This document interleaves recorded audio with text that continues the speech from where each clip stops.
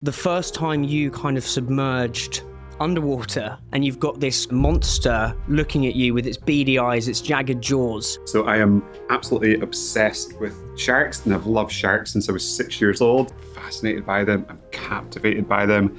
I think they're this kind of amazing, perfect product of evolution, and nothing is ever even closely good enough. I'm always dissatisfied with the amount of work I've done. That kind of constant need to be better, constant need to push, kind of relentless focus. I'll sometimes be like so focused that like my breathing's like fucked up for 2 hours just because I'm like so deep in like That's crazy. so deep in a focus. I think price laddering is one of the most underrated tools in business, and so many small companies, what they're doing, it's niche, they're trying to find core community, they're trying to get mass market acceptance on the fringes, more elevated, kind of more bespoke, more artisan.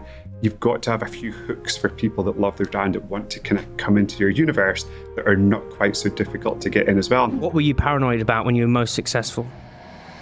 Everything. Everything. Yeah, just like you're constantly on the edge, like a squirrel nervously eating a nut out in the open, you're like thinking like, what's that coming? What's that coming?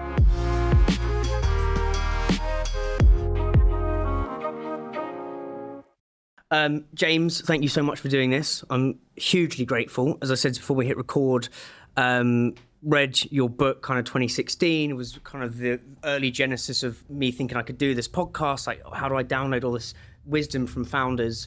So it feels very full circle to be sat opposite you in this prodigious bar in Waterloo. So thank you so much for doing this. Super grateful. Oh no, excited to chat, and thanks for having me as a guest. As I said, I like to start in precarious, weird places because I think that's where some of the juice is. But you've got an obsession with great white sharks. And I love people who have these little foibles and kind of insatiable moments of curiosity. And I would love to know the first time you kind of submerged underwater and you've got this big kind of, monster looking at you with its beady eyes, its jagged jaws. What does that feeling do for you? Like, how is that teleportive, that feeling? So I am absolutely obsessed with sharks, and I've loved sharks since I was 6 years old. So as a kid, I was so often left to my own devices. And my dad works in a fishing boat, so he'd be away in the fishing boat a lot of the time. And he recorded Jaws the movie in a VHS cassette and kind of left it at home. So like for a month solid, every day when I would get home from school at age 6, I would watch Jaws, and like, I'm a wimp, but I wasn't scared of the scary bits, but I was just fascinated by the shark bits. And like from then, always loved sharks. I remember a year later, to kind of ring and buy sale at school, I did this little book about sharks and sold it for £10 with kind of shark facts. And if anyone asked me when I was a kid what I wanted to be a marine biologist, and I wanted to study sharks. And that's what I was kind of hell-bent on doing. So ever since then, loved being in the ocean, and I just love being under the water with sharks. I'm fascinated by them. I'm captivated by them. I think they're this kind of amazing, perfect product of evolution. And when you're kind of face to face with them in the water, it's like so awe-inspiring, and just that kind of feeling of like seeing something like so big and so powerful and kind of so strong just kind of cruise up and kind of cruise past you is phenomenal. So yeah, I love being in the water with great white sharks, and it's probably my favourite thing outside of family and working. So when you say it's a part of evolution, by that? Sharks have been on the planet longer than dinosaurs. So they've been on the planet longer than trees. So it's like something that kind of links so far back in the kind of history of the planet. They've been on the planet hundreds of times longer than humans. And it's this kind of perfect machine that's kind of designed and built to do that job that evolution's kind of built it for. And just like seeing the size and scale of them underwater, like coming face to face with something that's like older than a dinosaur in our ecosystem is crazy. I think I listened to a podcast you did, which I thought was amazing. And at the end, they asked you some questions that you'd pass on to your daughters. And I think you talked about kind of how rare it is and how for us just to be here, like the billions and billions of chances. And I suppose if you're in the water with a shark that's been longer than a dinosaur, as you say, there's that awe. It really is the feeling kind of, it makes you realise how fleeting our time is here and how small you are, or what's... Yeah, absolutely. I mean, you've got to be like so in the present because you've got to pay so much attention to what you're doing first and foremost. But it kind of makes you feel part of this kind of much bigger thing, this much bigger plan, be it God or the universe or whatever you believe in. And that stat that I spoke about, like the odds of you or I being here at this moment in time is like 400 billion to 1. There's more chance of someone winning the lottery every single week between now and when they die than just of being born. And I think it's something like people don't realize. We're so lucky to be part of this for a kind of blink of the eye in the kind of cosmic timescale, but just the amount of things, chance things, random things that needed to happen 2,000 years ago for your ancestors to meet and connect. And but you extrapolate that back 10,000 years, like all the way back, and you're just here because of that. And I think like being in the water with sharks, you're so in the moment, you're kind of so part of something bigger, and at the same time you're just fascinated by what you're seeing, and so interesting. Feel lucky to be there. Do you know who Paul Graham is? Who's Y Combinator? Yeah, he's got a really interesting, and this links to kind of the gratitude piece. A really interesting article about how many people in the world actually find their, like, not just to exist. I mean, so to almost boil this down a bit more. So you talked about, the chance of winning the lottery to actually be on this planet is 1. But for founders or anyone to actually find their thing, he's saying it's like 100,000, 200,000 in the world. So it's like even, so I think referring to kind of your point of like how lucky we are to be here, but then also Paul Graham's, it's like whenever there's an obstacle, it's like, you get to do this. You could be stacking shelves. You could be, and I think it's a really interesting frame to kind of help you. It's almost like blows you through obstacles. And I absolutely love obstacles and I love challenges. And I think when things are going well, it's easy for any entrepreneur, any founder to look good and do good things. Yeah. I fully believe that every business gets hit with the same amount of obstacles, and what determines your destiny is how well you handle those obstacles. So I would always say to the team, like, be thankful when things are difficult. It's our time to shine. It's our time to show the world, the universe, what we're all about. And if it was easy and there was no obstacles, everyone would do it. So like the obstacles for me are where the amazing entrepreneurs differentiate themselves from the good ones and the okay ones. Linking that to sharks then, like what's been the moment on the Brewdog journey when you felt like you've been eaten by a shark, when that obstacle is seemingly insurmountable? Like, how, I suppose first question is, how do you stay calm in that? I think that's a big part. And then what was the magic you found in that obstacle? I think so many of the biggest obstacles we've had, we've been able to turn them into our biggest advantages. And again, I think a really good founder solves a problem, an amazing founder uses a problem or a constraint as a catalytic force to unlock a higher level of thinking and find a different way of doing things. And you've got to find that different way of doing things. If you are a small business, a startup, a founder, if you do things that are known, if you kind of execute the standard playbook, if you do things the kind of done way, sure, you're never going to achieve that much. You can only win as a founder if you find an unlock, if you challenge conventional wisdom, if you find a different way of doing things. Because if you do the same things as everyone else, you stay small, they stay big, game over. So I think a great example from Brewdog's history was back in 2009. We had no money. It was a global banking financial crisis, and we needed to invest to fuel our growth. We needed some stainless steel tanks. We needed some staff. We needed some premises. And what like so many founders struggle to get their heads around is you can be grow and you can be profitable, but you've got less and less cash as you grow as well. So you've got that kind of paradox, black hole cash situation going on. So we couldn't get money from any bank. So the constraint, the obstacle was we had no money. We couldn't get money from anywhere. And we turned that to our advantage. So we came up with a concept that we called equity for punks. But this was innovation born out of necessity. We needed money to grow our business, and none of the conventional channels which we hammered could offer us any cash at all. So this was crowdfunding before crowdfunding even existed. And we decided in 2009 to offer equity stakes in our company to our customers online in this kind of whole new, untried, untested business model. And I remember I spoke to 4 different legal companies about it. I told them the concept. All of them told me it was impossible, it was illegal, we couldn't do it. I kept going. I spoke to a 5th company. They were kind of lukewarm, but they decided to humor me a little bit. But they was like, James, it's risky. We're not quite sure if we can do it. It's going to cost you £150,000, but we're willing to kind of help you give this a go. That was at a time that we had £35,000 in our bank account. So we gambled the entire future of our business in making this untried, untested, crazy concept a success. We launched it. We called it Equity for Punks. And it was so key to our growth and so key to what we did. And it kind of almost reimagined the business model, a new business model for the 21st century, where you shorten the distance between yourself and your customer. So that was an example of a massive obstacle come at it from a completely different angle, and then you create something that's better than what existed before. Yeah, looking at things from ancillary angles. So I get that from like a top-down perspective. what I'm trying to, I suppose, get to is how do you train your team? And there's thousands of employees here because I think it all culture stems from the top, right? So we're in this bar in Waterloo. Say there's an obstacle with a customer, right? Yeah. And you can train your team to think, because I think getting people to think in that mindset of like, this obstacle is the opportunity, the obstacle is the way. Is there an example kind of not further down in the organisation, but not in like a boardroom level of where you kind of get people to turn obstacles into advantages?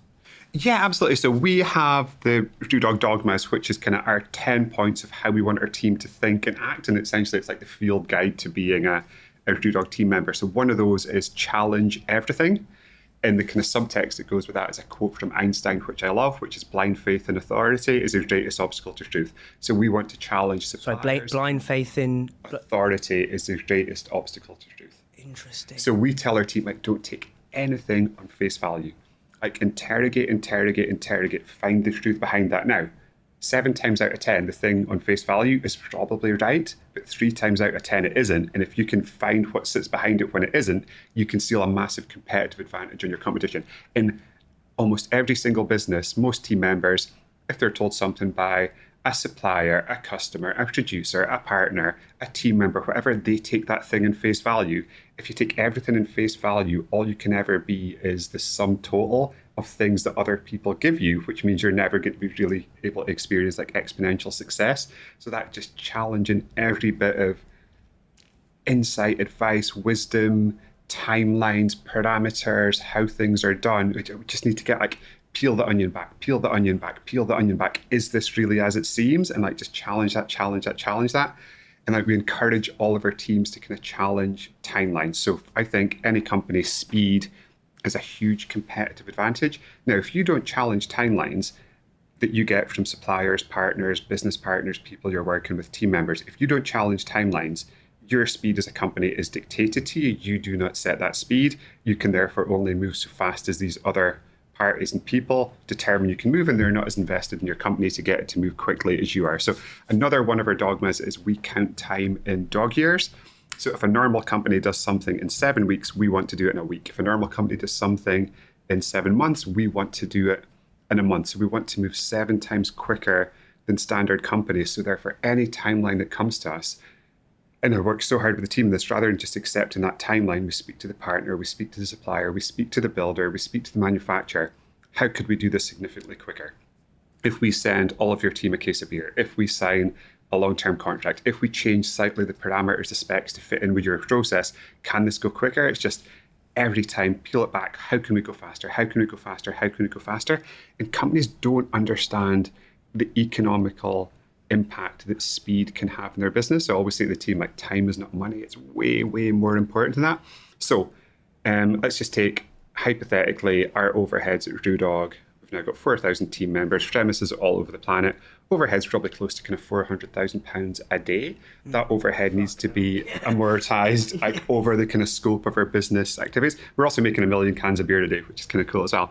So if I can do something 7 days quicker, I'm saving like percentages of that 400,000 every day. I can pull things forward. If I can get something to market 7 days quicker, like that is a competitive advantage. Like we fight for hours, fight for seconds, fight for days, and challenge everything that comes into us. And that's something that we're kind of focused on doing across the team. What are some of the other dogmas?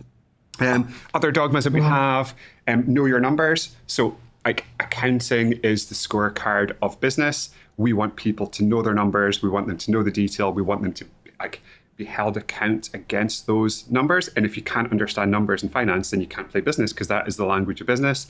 One of my favorites is be where the action is.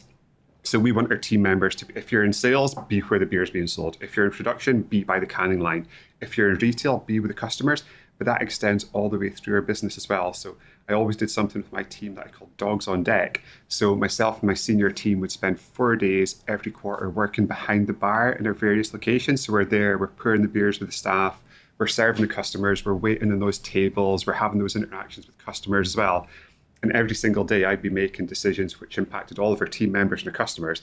If I'm making those decisions without knowing what it's like to be behind the bar on a busy Saturday night, I'm making a poor decision. If I'm making those decisions without knowing how staff strikes work or what customers are asking for. So I think like just be close to the detail of what's happening. I would like spend so much time kind of working in packaging lines in our logistics center, like in the detail. And that's how you run a business. And Sam Walton, who's one of my business heroes, was obsessed with that, just like spending time in the store with the customers, with the people.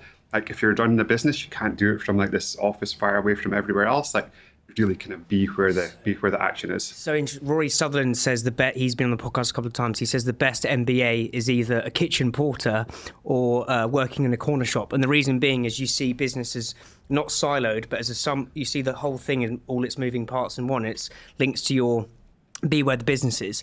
What I would love to explore with you, so I'm kind of obsessed with, have you ever read Nassim Taleb's Antifragile? It's an amazing book. And I've just become really obsessed with it. And I see you and Brewdog as anti-fragile. And he's got that barbell theory.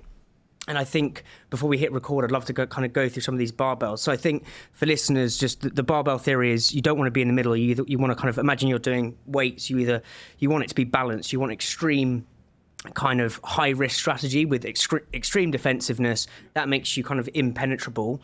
I suppose with investing, it's kind of doing low risk kind of bonds and shit like that, and then having a few high kind of unicorn brands, right? But I actually, this applies to philosophies of life as well, the barbell theory, and I think you do this brilliantly well, is holding two opposing things. The one I want to talk about to begin with is almost like the barbell of speed. So speed on the right hand side of the barbell, and then balancing that with going in the right direction, because as you said, we think in dog years, and one of the things that strikes me about Brewdog is you moved at relentless pace, but then how did you temper that down with making sure you're going in the right direction? Do you know what I mean? We didn't. You didn't? We absolutely didn't. So speed, with the acceptance of 20% of the time we're going to be doing completely the wrong thing in the wrong direction, but we're going to change that fast. So we're going to spend the minimal amount of time on strategy, on planning, on hypothesizing, and so many companies get so bogged down in that. Just get something to the customer, see what the customer thinks, like make your decisions based on like real world behavior of customers. And like we were always like so accepting the fact like, hey, we're going to be wrong sometimes, let's be wrong quickly, and let's be wrong based on not what we think, but what the customer thinks, and let's pivot hard and use that as a learning opportunity to do something even better based on actual customers and what actually happens. So like if you move quickly, you're not going to get everything right. But here's the thing, if you move slow, you're going to make about the same amount of mistakes as well than if you move fast. And at least if you move fast, you can make that mistake and you can have it fixed.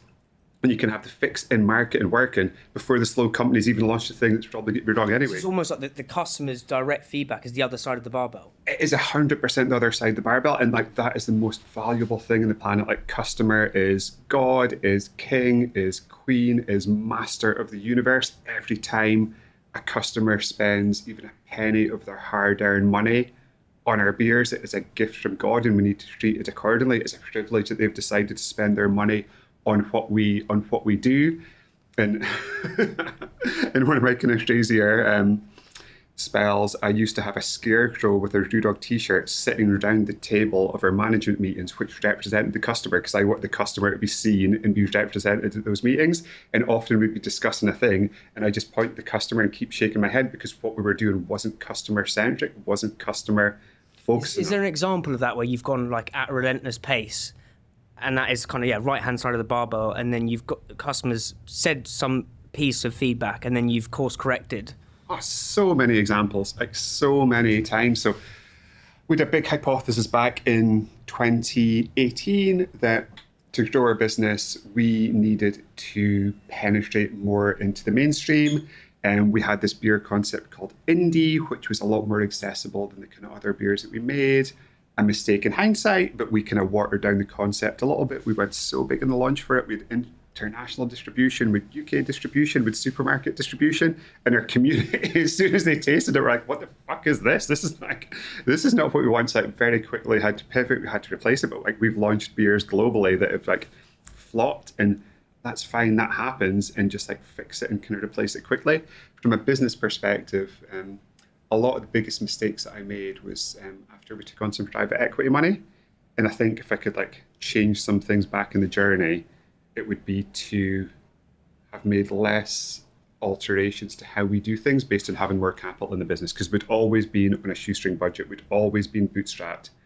And all of a sudden, if you're sitting there with 100 million in the bank account, you think, well, I need to use this money, I need to do something with it, as opposed to, so like for a period of time, we've kind of contracted. Now we weren't as tight, we weren't as disciplined, we weren't as diligent with spend.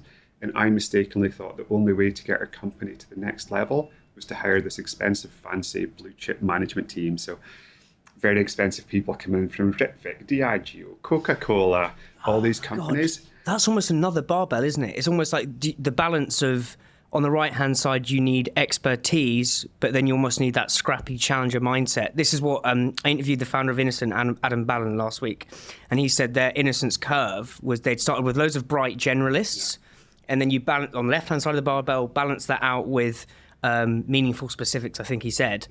But like, so how that's another tension. How do you kind of swim between those two things? We didn't swim. We quickly pivoted and course corrected. So it just didn't work at all. The people that we took in didn't understand our culture, our passion, weren't able to work at the speed that we were working at, weren't able to kind of gel with our team, just wanted to take in loads of people. And I think the key thing in business is you're going to make mistakes, recognize their mistakes quickly, fix those mistakes quickly, as opposed to just letting them kind of linger, because the more you let them linger, the kind of more damage it does to the vision and kind of what you're trying to build. So all of those people I let go within 6 months of hiring them. It was a very expensive exercise. And then in the aftermath of that, I put in place what I call the Brewdog salary cap. So nobody could join our business and be paid more than 7 times what the entry level position was paid. So that meant we simply had to develop our talent, our leaders in-house. So that meant people were coming up in leadership positions who'd been with the company for a few years, had kind of grown their careers with the company, that knew kind of how we saw things, how we do things, what we believed in, kind of what our philosophy was. So for us, that was a key thing. So we made a massive mistake. It was an expensive mistake. And I think when you make a mistake, you've got to feel the pain of that mistake. Like as an entrepreneur, as a leader, it should hurt. And like your mistakes should hurt. I think Ray Dalio says like pain plus reflection equals progress. So you've got to like physically like feel that pain to like unlock the level of thinking you need, and you've got to put something in place to make the company, to make what you're doing better going forward. So that salary cap was amazing. And if we look at our senior team just now, we've got so many members of the senior team who've kind of come up through the ranks, and then they're sitting at that top table knowing exactly how we do things as a company and having that kind of ingrained in their DNA, which is far more effective than just parachuting in all your leaders from these external companies. Yeah, again, another barbell is Seneca, pure action, pure reflection. And I think, so go into I think the deeper the wound, the bigger the learnings. Like if we go a little bit deeper into those wounds from that expensive exercise, other than like, I think on the top surface level, if we're going to peel away the onion, right? Surface level shit is don't hire corporate people from Britvic. Yeah. They don't get the challenger brand mindset. Let's peel back the onion a little bit more on this. Like what were some of the other learnings you got if we go really deep into that wound of about that period? And I get the salary cap, and I think it's a genius idea, but what else did you learn in that? Don't change 70% of your management team at one point in time. And also, and it's something I use every day when I'm hiring, I think by far the most important quality for any entrepreneur, for any team member in a kind of grow and challenger business is tenacity, is resilience.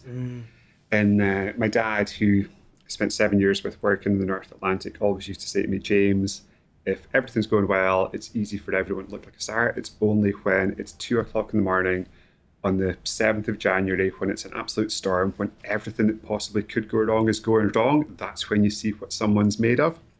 It's only when things are like really bad, you see someone's kind of real character, you see kind of how resilient, how tenacious they are. And I wish I could find a way to test for this. I wish I could find a way to kind of evaluate kind of resilience and tenacity. And at the moment, all I've got is like, would I want to be standing next to this person at 2:00 in the morning in a North Atlantic storm with everything going wrong? And I still use that test. And almost kind of going through the business journey, I was almost kind of grateful when we encountered really difficult things, because when things were difficult, I could see so clearly what my key team members were made of. When everything's going well, you can hide, you can fluff, you can bullshit a little bit and stuff. So like challenges, another reason to be grateful for them is you see like, who do you want to go to war with? Who do you want to have next to you when everything's going wrong in a North Atlantic fishing boat at kind of 2:00 in the morning? And it turns out I didn't want to be next to any of those expensive people I took in the North Atlantic fishing boat at 2 in the morning. I wanted to be next to the people who come up through the ranks, who knew the company, who knew our values, and knew who we like to do things. In terms of the war, the word war, I think is it the Nike guy says business is war without bullets. I love that. There was like an epoch in time when 2011, when you, Camden Town, there's like a whole plethora of brands. What was your approach? And I think I've read somewhere like I think you have like a test for how you spend your marketing, where it's like, if someone else could do this, we wouldn't do it. And the other one is like, does this 10x something? Yeah, love that. And I listened to a podcast where you talk that, so maybe detail that first. But then, how did you apply that when against kind of Camden, against the other brands who did their own thing as well? But you've created your own.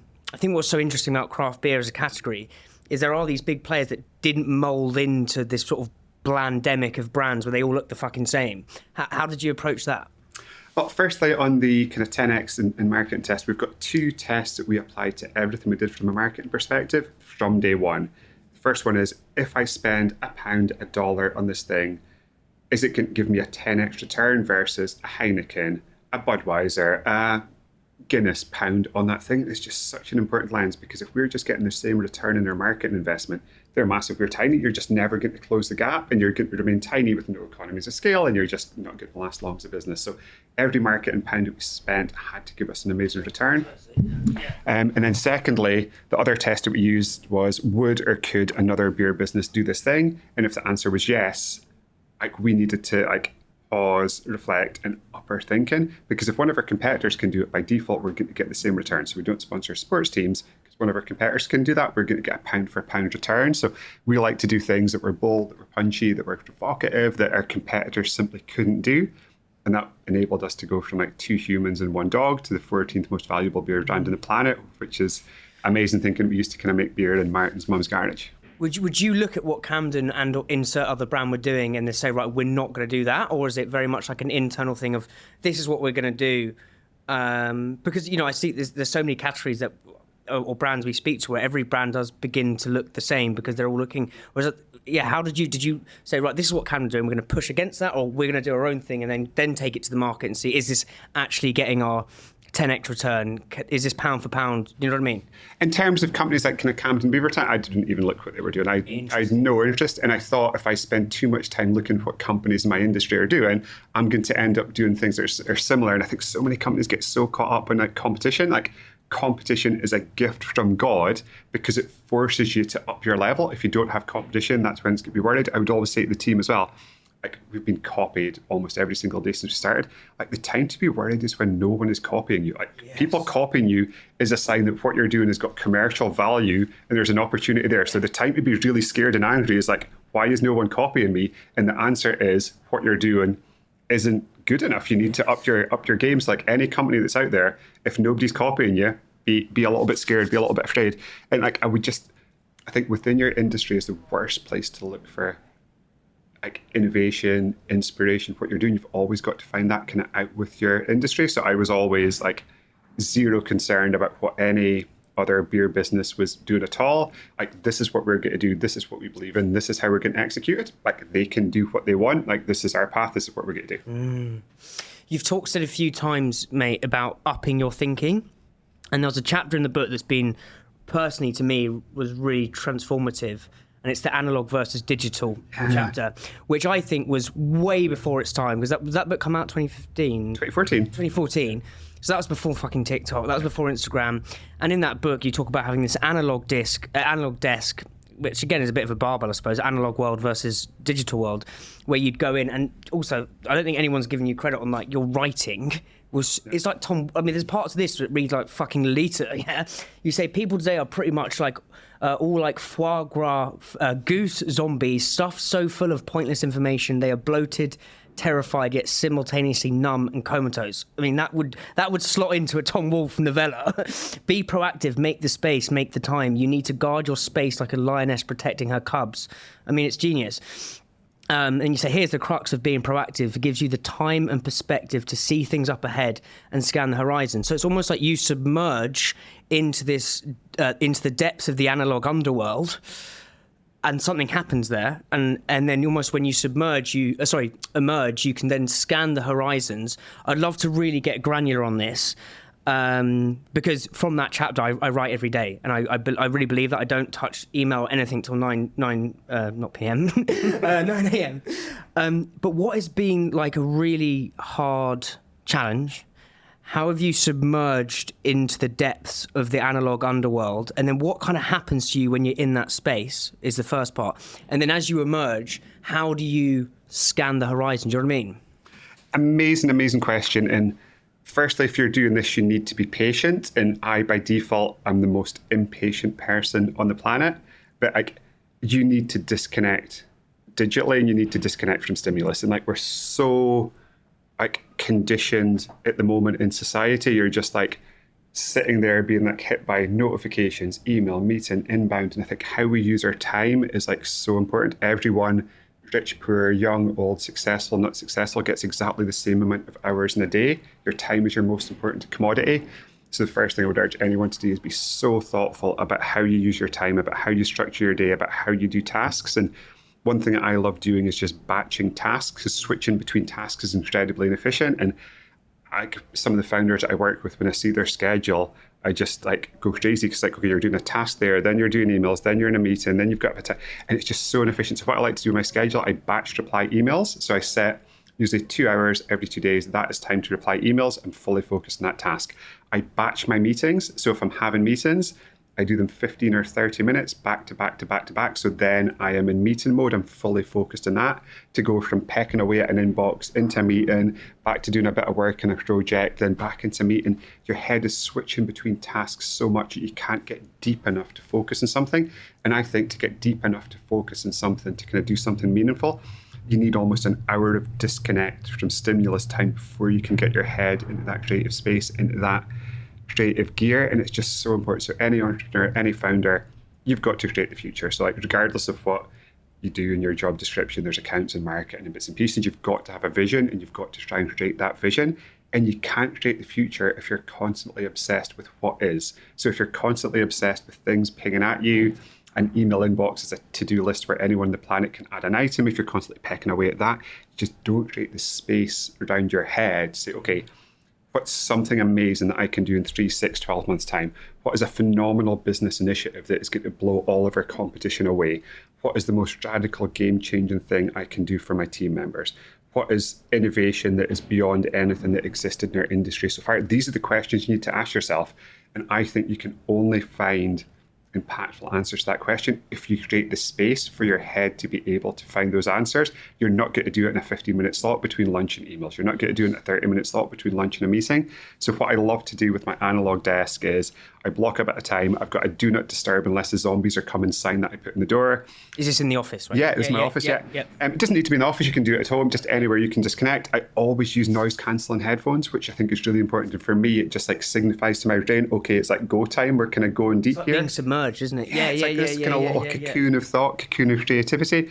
And I just love A3 notepads. So my analog desk will be kind of covered in A3 notepads, and we'll start with concepts. And if I'm struggling, the question I always ask myself, and I just kind of write this down, I love writing things down, is like, okay, this problem, this opportunity, this thing that I've set aside the time to work on, what is the 5 craziest random things that I can do? Now, these are all like so crazy you would never do them, but just starting off there just gets your head so far away from the kind of normal things that you kind of open up these kind of neurological pathways in your brain that you can find amazing solutions, ideas, and innovation. And a kind of bigger extension of that is something I do twice a year, which I call Think Week. So I usually go away, hire a house, hire a cottage, by myself 5 days. I take a pile of books, I take a pile of notepads, nothing digital at all.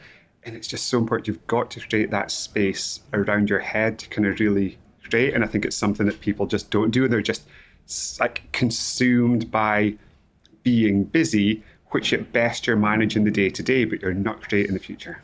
The bit I find super interesting about that is, because I think, again, peeling the onion on this, right, is I think people want the answer, right? So we're going to go to this, submerge into the underworld. We want the answer immediately.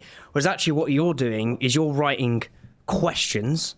Questions are I think the smart answer lies in the dumb question, right? So, yeah. Questions are the most powerful thing on the planet. If you're not getting the answer you need, you're not asking the right question. And a lot of the time, if you frame the question in the right way, the solution is not easier. So a lot of the time, if I'm going like deep into this kind of underworld, like a lot of the time I'm just framing what the question is. Question. So what are some of the questions you invest in loads of brands, right? Yeah. Loads of brands who would listen to this. Yeah. What are some of the 1 to 3 questions that you think most founders should be asking themselves, but don't? Okay, my favorite one to do, and I actually use this exercise with a lot of the founders I work with, is if you had to 5x your business in 12 months' time, what would you do? Or even more extreme, if you had to 10x your revenue in 12 months' time, what would you do? And then I encourage them 4 hours, no devices, the selection of people that you want, but definitely no devices, some whiteboards, some brainstorming. And like if a gun was to your head and you'd say you're 4 million turnover today, if in 12 months' time, you had to be 40 million turnover, or you're going to get fed to some great white sharks, to keep that analogy going. What would you do if you had to 10x your business in that timescale? Now, the chances of somebody 10x in their business in that timescale is very, very unlikely. However, posing yourself a question that's that challenging and that expansive, some of the things you could come up with, some of the kind of because like you can't answer that question without being insanely bold, insanely radical, trying to come up with a breakthrough product, a breakthrough innovation, a breakthrough piece of marketing, a breakthrough business model. So it forces you to think in these kind of big quantum, like industry changing leaps. And hey, maybe some of the things you come up with might not get to 10x, but if you get to 5x, then you've blown your competition away. So like making sure the questions that you're asking yourself are kind of big, bold, ambitious, provocative, and crazy enough, and then giving yourself the space to kind of really go deep on trying to answer those questions. Yeah, it's almost like, because I think another part with the digital world is we lose, and I'm a massive believer in this, is our sense of play and curiosity and imagination as we grow up is just sort of stifled through school. And I think if you submerge into this world, ask the crazy question. As a kid, you're playing Batman, like that's fucking bonkers, right? Your Lego is bonkers. But if you ask that big question, it unlocks creativity and imagination. What are some of the other questions, audacious questions you ask to invoke that sense of play? Because that's where the answers come. And the other question I love asking is, what could you do that kills your business? Because if you don't, someone else is going to. So what could you do that is so innovative that makes everything you do redundant? So if your goal was to do something so innovative that it out-innovated everything in your business, what would that be? What would that be for Brewdog? So with a lot of these questions as well, there's like not a specific answer, but like what would it be? And like I've asked myself this question, and the answer to me would what could we do at Brewdog that was so innovative and that makes our business redundant, would be find a way to kind of keep the quality of our beer exactly the same, but deliver it in a form which was kind of tiny and small in a package, where people then added the water at some kind of point of dispense in some type of machine and then had it in their house. So logistics gone, environmental impact significantly less, quality of product to the customer same. Now we've tried to develop this a few times and we haven't quite got it right, but like a completely new way to send and enjoy and serve beer would be something that we could do to kind of make our business completely redundant. Can you 3D print a beer? That would make our manufacturing process. But I think the lessons in this is it's getting into the mindset, which provides the smart answer lies in the dumb question. The bit I want to talk about now is this paradox of kind of linking this all together is focus versus innovation and kind of a lack of focus. And again, that's another barbell that you need to, if you're still banging the drum of Punk IPA, like Brewdog, this doesn't exist. Like all the glorious beers on the wall. How do you hold those opposing tensions in your head first, and then how do you? Because founders are great at holding multiple things in their head, but actually getting teams to think like that as well is another layer to this onion to keep on this thread. Because founders are always holding things in their head. That's fucking easy. They're built like that. That's their modus operandi. But getting teams to exist in that paradox, how do you do that? You can't, and I've tried that so many times and failed. And Interesting. I think it was a key learning for me is like, a team is never going to think like a founder. And in the early days, I thought like everyone should think like this. Everyone should move like this. Everyone should be here until like 10 o'clock on a Friday night. Everyone should be like back in, checking the bottom line at 7 o'clock on a Sunday morning. Everyone should spend their spare time like trying to find inspiration or innovation or divine intervention from somewhere that's going to help and positively impact our business. But at the same time, like if you're a leader, like so much of what you do, it's a juxtaposition, it's a paradox, and you've got to hold two competing things ideas in your head at the same time. And there's a subtle balance between those two. And I spent so much time hoping and expecting that team would be able to do that, and they just don't. And I think some of my mistakes in leadership were leaving too many paradoxes on the table with the team. And I'll give you an example of that. So in an incarnation of our dogmas about 10 years ago, I had this concept which I absolutely loved, which I called astute excess. So astute excess was that we have to be so tight in spending money in certain areas so we can invest aggressively in other areas. So if something impacts the customer, if something impacts quality, if something impacts their team, we should invest behind that because that's going to fuel their growth. If something is back of house, shared services, non-value add, if we can find a way to avoid spending that money, we should be the meanest, tightest motherfucker on the planet when it comes to that. But then what you've got is team members that just see the excess part of it. They can't balance it out, and they can't make the differentiation between what is value add and what is non-value add. So all I did by trying to give the team that concept was encourage too much frivolous spending across the business because people couldn't quite handle that paradox. So the default was, apart from like a few key select members of my management team, is we're just super tight in everything because the team weren't able to handle that. And I think as a founder, you think that everyone thinks the same way you think, everyone's going to respond to the same stimulus, everyone sees the world in the same way. They don't. So what you've got to do is get a message and a framework and a way of operating that people who see things in very different ways to yourself can understand and can implement and can add value in. And I think a big mistake was like when I tried to take the team with me in journeys which are kind of paradoxes, which the team just weren't able to handle. And is there a way around that, or is it just an acceptance of this is the way my brain thinks and we're going to have to put systems in place to... Is that how it works? Or I think that or finding a way, which is kind of what I evolved to, because I don't like just putting systems in place. Yep. And I think way too many companies have got way too many systems and policies and procedures. And I used to always say, okay, let's not scar in the first cut. So many companies, they make a mistake, they get a cut, policy. Then like all of a sudden you're in this straitjacket of policy where nobody's got any autonomy, nobody can move quickly. And you've just got like all these like committees and meetings and policies and noise and documents that you don't need. And that's like barnacles on a ship. And what I kind of often say is like, these are barnacles on the ship do? So if you think of like the hull of a ship, like you build up barnacles over time. Right. So if you go to sea for 12 months in the ship, you're going to have an amount of barnacles on that ship after 12 months, after 24 months. Yep. So what you do is you take the ship out of the sea, you blast the barnacles off it, and then the ship can go fast again because the barnacles impact your speed. And I think any company does this. So you've got to blast away the barnacles. Now, with the best will in the world, any company is going to build up policies and structures and procedures as they grow that they just don't need. So I would always say to the team, like every 12 months, like, what can we cut? What is noise? What is a meeting that we don't need? What is a standing thing that we don't need? What is a policy document that we don't need? And we used to speak about it that way. We're blasting the barnacles off the ship so we can make the ship go fast again and keep the ship ocean-worthy, because otherwise you just end up building so much stuff. James Timpson, who I love, at Timpson Shoes, he's got something similar, which he calls the Cut the Crap Committee. So he's got a committee that meet every 2 weeks, like what can they cut? What can they cut? What can they cut? What is not important? So in terms of policies, I don't like fixing things with policies because you end up just with so many policies. I think the evolution was try and lead the way and put dogmas in place in a way that doesn't leave paradoxes and juxtapositions, because those are difficult for the team to manage with, and give them a clearer, better set of kind of operating instructions and manuals for the business. The barnacle thing's a really good way of looking at it, because it's that slow moment of time, and then before you know it, you're like, oh fuck, we got loads of barnacles on the boat. 2 barnacles, no big deal. 10 barnacles, no big deal. 100 tons of barnacles, you're going over. Yeah, let's have a fucking huddle about having a coffee. It's pointless. I want to go back to this Think Week. Yeah. Like, what was some of the stuff you were reading in that, like, in recent week, and what were some of the learnings that blossomed out of that period of submerging yourself in the analog underworld?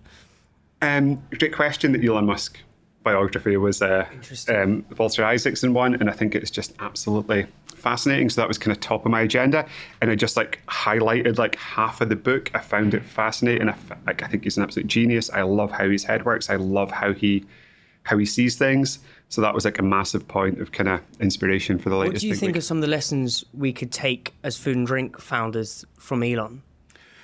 Don't do sales, which I think is really impactful. So a key is create something that is so amazing people want to buy it. If you're having to sell something, the core of what you've created isn't good enough, isn't strong enough. Like Tesla is not very sales focused. They're focused on just kind of doing something creative, doing something amazing.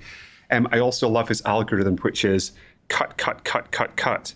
And if you're cutting away policies, procedures, areas of spend, things that your company does, unless you've got to reinstate 20% of what you cut, you haven't made enough cuts to that noise and those policies and things in the first place. And like, if you cut something, you've always got an opportunity to put it back in. If you don't cut it, it's going to be kind of there forever. And I just love the intensity with which he thinks and kind of which he works. It's I think it's amazing. You end up feeling quite inadequate as an entrepreneur after reading about Elon. It just kind of was like, well, he need to up my game significantly. He said on Joe Rogan is something really fascinating, which was everyone wants to be me. Everyone wants to be Elon Musk, gazillion absolutely minted, Tesla, SpaceX, going to Mars. He goes, you don't want to be me because of the voice in my head. And I think that people talk about if you want to be someone, you've got to do a wholesale swap. You can't just get like say loads of people would want to be you, James, right? But you can't. And Tiger Woods is a great analogy for this. It's like you don't just get the golf. You've got to take the work ethic. You've got to take the demons. The demons and the dad berating you, telling you're an idiot all your life. The craziness and cataclysm of his marriage. And is, I think with everyone who's really great, so I think there's a kind of a shadow, and I think the shadow is part of the drive. If we were to do like a wholesale swap, or people who want to do a wholesale swap, what are some of the hard things that you'd be like, a bit like Elon Musk, like, you don't want to be me. Do you know what I mean? Yeah. Nothing is ever even closely good enough. Even if I work from 6 o'clock in the morning until 10 at night, I'm always dissatisfied with the amount of work I've done that day. So just that kind of constant need to be better, constant need to push, kind of relentless focus. I mean, I will, in a kind of jacket with my kind of thing and stuff, like I'll sometimes be like so focused that like my breathing's like fucked up for 2 hours just because I'm like so deep in like so deep in a focus. I'll just like hold my breath because I think I can like focus and do more. So just that kind of wired intensity, and like I love it. I love working, but like that doesn't go away. It's like after the third, maybe even second day of holiday, I feel guilty because I'm not working. Out for dinner, I feel guilty because I'm like, I'm not working, because I'm like, I'm not adding value. So it's like difficult to switch off, difficult to disconnect. But like, I'll take that all day long because I'm so lucky to be able to do things that I love, to be able to build things, to be able to add value. So like, I'm not for a second saying it's bad, but there's like a lot of drive, a lot of intensity. And I think with Elon, I think with a lot of people, like that drive comes from some kind of deep-rooted kind of inner voice in your head, some kind of childhood trauma. I think a lot of entrepreneurship is just trying to kind of make up for kind of childhood trauma, to be honest, of like inadequacy, not good enough, outsider, loner.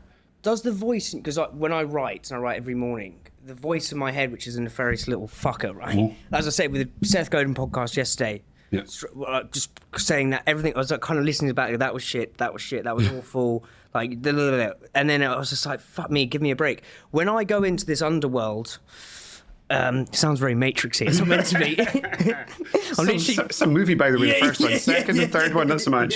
Yeah. It's not like I'm getting in one of those like weird fucking things, and But does that voice change when you attack that blank piece of paper? It can keep it quiet for a bit. Interesting. It can keep it quiet for a bit. And I suppose that's almost like the voice is moving from self-criticism to imagination, and that kind of softens it. It kind of softens it a bit, but I remember I showed and this is like how my head works. It's different to how the team's head works. So I showed them a slide in a presentation. It must have been kind of 2018. The slide's now infamous, but it was like the Brewdog logo in the Apple logo, the Tesla logo, the Whole Foods logo, the Amazon logo, the Starbucks logo. And it was like, compare us to them, and we are a bunch of like pathetic, inadequate losers. Compare like what they've done. So like, how do we unlock a level of thinking that kind of closes that gap? And like that made sense in my head, and that's kind of how my head drives me. But then for the team who built an amazing beer business and one of the kind of best beer businesses on the planet, to all of a sudden be, hey, wait a second, what's this inadequate, pathetic loser thing, James? So it's just like, back in my head, that made perfect sense. Like my heroes, Jobs, Musk, Gates, Walton, like I haven't achieved what I want to achieve unless I've built something that's in the same level with some of the things that they've built. Whereas if you're doing a job and a committed, dedicated employee in a company that's growing and doing well, you just don't think that way. And how have you, how do you... So that slide's really interesting because it's, again, back to this nuance. It's like what drives you as the founder is very different to what drives the team. And I think, and I've seen this happen, I've experienced it, is where the founder can say something like that, which would be really demotivating for someone who's worked their tits off to get, say, the rate of sale in Sainsbury's, amazing.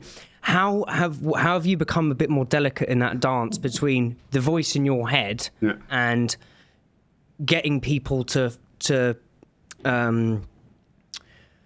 feel proud of what they've done at Brewdog and feel part of Brewdog? I interviewed a guy called Will Story, wrote an amazing book called The Status Game, unbelievable book, and he basically says the best businesses help their staff feel status, and it's about finding, and he just summed up culture like in the most beautiful way, and it's finding the me in we. So when someone comes to Brewdog, they're proud. But if you from a top level are saying we're not fucking shit, but basically are, like how do you delegate that? So like your ambition, but then helping the Brewdog's employees find the me and we. Yeah, amazing question. That's something I've got significantly better at doing, and it's just a balance because like ambition is inspiring, it is exciting, and like people want to work for a company that is like ambitious. But unless you're the founder, there's an amount of ambition that is exciting and fun, and there's an amount of ambition that is just like, wait a second, this is just insane and scary and stupid and risky and I think all of these things. So it's been a kind of bit clearer in terms of the kind of goals. It's making sure that we celebrate the successes along the way, and like I would just like take that for granted, and like success is fine, but it's no better than fine, because if it wasn't success it would be a massive failure, and like with the pain that came along with that, it's like making sure we can stop and like celebrate those successes, have the ambitions and goals, and something that is aspirational, but not something that's going to kind of cause people to think, what the fuck is that? This and with it. So that's the fucking barbell as well, isn't it? I want to talk about another bit in the book, and just I think the way this podcast started, this came about, is I wrote a post about why brands should say no to supermarkets, and then you said, I disagree with you. That was me. Yes. Yeah. And look, I'm not wedded to my ideas, and I like them being teased around and stuff. But I'd love to explore this. Yeah. So my kind of thinking is, and it's more that I see my mates who've haven't got investment, they win a listing, they don't know, they're in way too many stores, so they can't actually go and check availability. They don't have the money to invest in the marketing plan, so they can't really drive the rate of sale, they can't activate it. And at one point, I like three or four of my friends lost their businesses because they'd gone into sort of grocery and were out the door so quickly that it fucked. So that's where my posts had come from. But I'd love to know why I'm wrong. Like why do you think that is? And it is common advice that brands say no to supermarkets, go and build in the indies, go and build elsewhere. Like, I suppose, why am I wrong? And it's just, the first thing. And then the second thing is, I think you said about making really win-win partnerships. How did you do that in grocery? So business is hard and tough and super harsh. So my feedback to those people that lost their businesses because they went to supermarkets is what you put on the shelf wasn't good enough. Their brand, their opposition, their product. You didn't fail because you sold to supermarkets. You failed because what you put on that shelf wasn't good enough. Okay. And if you're going to grow a business, what you put on shelf needs to be good enough to get people taking it off shelf. Putting it on shelf is the easy bit. Your job is getting people to take it off shelf. And if I was them, I'd rather know that it was going to be a failure sooner than later, so I could do something else and kind of try and up my level of thinking. Yes. So I don't think they failed because they put things in supermarkets. I think they failed because they did something that wasn't good enough. And like, you need to find a way to get people excited about your product, if it's your packaging, if it's your comms, if it's your positioning, if it's your social, if it's your community engagement. I know it's say with like any business, like you need to engage your community. Like everything starts with community engagement. The best businesses have got engaged communities. Normal businesses don't. So from day one at Brewdog, from day one with the business I'm involved in, like we focus on community engagement. Tallow and Ash is an amazing example. So I've been Tallow there. and Ash. It's a liquid laundry detergent company. I've been there from day one with the founders. The job that they do in their social channels in terms of engagement is amazing. The business is just 13 months old, but they're running at 10 million run rate revenue based on social engagement. And like businesses that go into supermarkets, you need to have an engaged community. You then need to work with that community to help you pull that stock off shelf. And if you've got a big enough engaged community to get a little bit of momentum in the supermarkets initially, you do a giveaway with your community, send us selfies with this peanut butter, with this with this jam, with this whatever, with this skincare product in store, buy it there. We're going to incentivize you. We're going to reward you. We're going to build this thing together because we are developing it for you. We're going to listen to your voice. We're going to take you on that journey with us, and we're going to drive footfall to our supermarket partners, which gets you a little bit of kind of buzz going. So to sell it to supermarkets, if you don't have an engaged community, forget it. But if you don't have an engaged community, you don't have a business in my view either. And that's a kind of founding cornerstone of any business. So I think you've got to deal with supermarkets, but you've got to put something on the shelf that's good enough to sell. Secondly, you've got to play the supermarket game slightly different to how your competitors do it, because supermarkets are used to dealing with massive companies. They pay for their distribution and they pay for people to take it off the shelf with promotional and discounts. And that just comes out in the wash in a big company. That can't come out in the wash in a small company. So you've got to add value to the partner. Like, supermarkets are not a charity. They're not going to do things like out there in goodwill. You've got to find a way to add value to what they do. If that's through product, if that's through innovation, if that's through margin profile, if that's through the people you put in store. So supermarkets back in the early days of Brewdog loved us because with all the customer data, somebody who bought Brewdog in the supermarket was buying other high margin things and had a higher total basket spend. So we're adding value to their business. And we told them, look, we can't pay a listing fee, but we can do a social media competition. We can do some joint PR. And we can drive our community to your store. We can give you this amazing exclusive beer, which is going to further drive our community to our store. We can add value to your category. These are the demographics of our shoppers. This average income, this household income, this spend, this is an upgrading query. At the moment, we're putting these people into your store.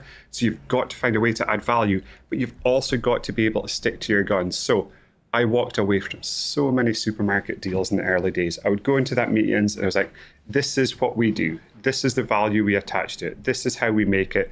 This is the product quality story. This is how much we need to sell it for you to be a viable business and to invest in things we love, which is our beer and our people. If that works for you, amazing. We will support you till the cows come home. We want to build this with you. If that doesn't work for you, all good. We'll come back at another time. We'll continue that discussion elsewhere. But at a cost less than this, it makes no sense for us as a business, and it's not something we're willing to do. So many people get so seduced by the, wow, I've got 400 distribution points in Tesco, it must be the next big thing. And the deals that they end up doing, or with Sainsbury's, like, they compromise themselves so much in the deal that the economics, even if they got sales on it, wouldn't work and wouldn't help their business. So I think with supermarkets, you need to have an engaged community first and foremost. You need to have an amazing product. You need to find a way to add value to their business. But the most important thing is you need to walk away if the deal's not right for you or your business. Because if it's not right for you and your business, you've eroded all the value before you've got out the gates. I wrote about this called the Blinded by the Listing Lights in one of my newsletters, and it's like, you know, as you know, I had this when we were at Manulife. All we thought about was getting on, you especially with LinkedIn now, you just want to do the star jump outside, say no's and be like, fuck me, we're in here, yeah? And it's like, don't get blinded, you're rabbit in headlights, like, don't get blinded by that. And I think, yeah, Adam from Innocent said this. He says more brands get sunk by saying yes to supermarkets on bad terms. That's the biggest thing. What would you say? And I think the way I love what you said, James, there about we kind of played that game differently. What would you absolutely walk away from? Like, what are the terms that you're thinking, fuck this, we're not doing this? And then the second part of that is like, what do you think is what the absolute you need this to make grocery work? Because where I want to eventually get to is, I think you're one of the first brands who managed to make premium and do mass market, another tension. But first, yeah, get into those sort of deal specifics. Yeah, I mean, just so many of the times, like, we had a price in our head that we had to sell the beer to that meant that we could continue to keep the product quality the same. And like, we live or die by what's in every glass, every bottle, every can. As soon as we lose that product quality, we are a lousy version of a big beer company and we're in a race to the bottom. So just making sure, like, this is what we can do a deal at, this is what makes sense for us. And it was like a commercial discussion, but like, so many times we walked away because that didn't work for the partner. Sometimes it did, and the stars aligned amazing, but that meant we were building kind of good and profitable distribution. And what I would say to companies that kind of go to a supermarket and they can't do a deal in the terms that they want, your proposition is not strong enough. Your brand, your perception of value, your consumer, your engagement, your traction isn't strong enough. And that's why you can't do the deal that works for you. So you need to work on those things and kind of try and strengthen your hand, but just being prepared to walk away. And the mindset was always, this is what we do. This is the value we attach to it. We would love to do a deal, but if we can't do a deal in these terms, we'll wish you all the best and we'll revisit it in 12 or 18 months' time.